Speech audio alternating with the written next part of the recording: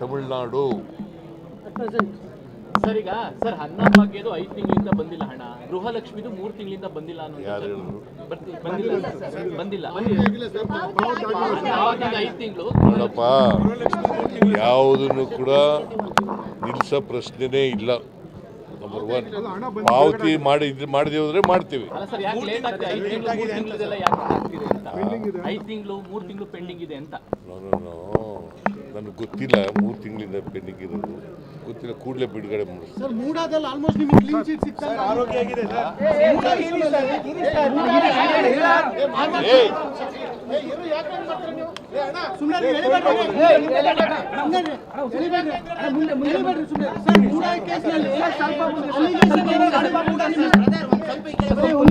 Allegation ಏನೇ ಮಾಡಿದ್ರು ಕೂಡ ಆಲ್ಮೋಸ್ಟ್ ಕ್ಲೀನ್ ಚಿಟ್ ಕೊಟ್ಟಂಗಾಗಿದೆ.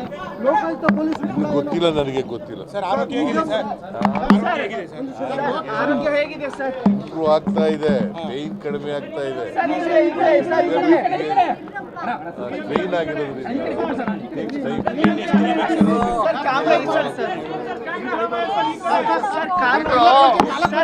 ಸಂಬಂಧಪಟ್ಟಂತೆ ಕಂಟೆಂಪ್ಟ್ ಪಿಟಿಷನ್ ಆಗಿದೆ.